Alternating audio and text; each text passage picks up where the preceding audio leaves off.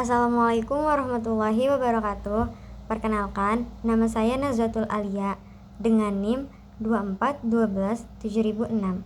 Mata kuliah Model-model konseling. Dosen pengampunya Ibu Imalatul Khairat, MPD.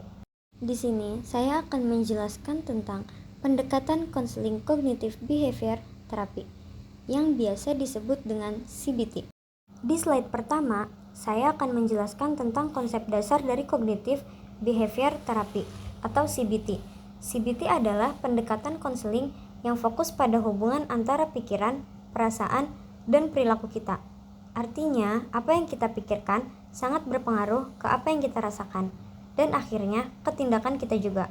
Dalam CBT, seseorang dianggap mengalami masalah bukan karena kejadian yang dialami, tapi lebih ke cara dia memaknai atau memikirkan kejadian tersebut.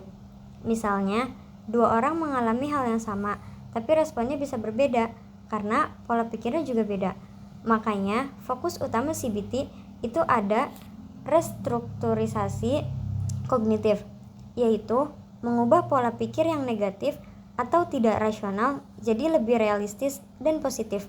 CBT juga gabungan dari dua pendekatan, yaitu terapi kognitif yang fokus ke pikiran dan terapi perilaku yang fokus ke tindakan. Jadi, gak cuma memikirkan doang, tapi juga ada perubahan dalam perilaku. Melalui CBT, konselor diajak buat belajar mengelola pikirannya, mengontrol emosinya, dan membentuk perilaku yang lebih baik. Jadi, ada keseimbangan antara berpikir, merasa, dan bertindak. Selanjutnya, di slide ini, saya akan membahas tentang tujuan dari konseling CBT. CBT bertujuan untuk membantu konselor menyadari kalau ada pikiran-pikiran yang salah atau irasional dalam dirinya. Terkadang, kita merasa overthinking atau mikir yang gak sesuai dengan fakta, dan itu yang bikin kita jadi cemas atau stres. Di sini konselor diajak buat menantang pikiran tersebut dengan bukti nyata.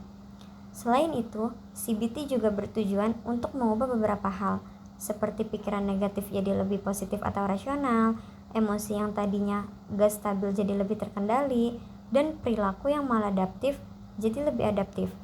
Fokus CBT lebih ke masalah saat ini atau here and now, bukan terlalu fokus ke masa lalu. Jadi, yang penting adalah gimana cara kita memperbaiki kondisi sekarang. Yang paling penting juga, CBT membantu konselor supaya bisa mengatasi masalahnya sendiri, atau istilahnya self-help.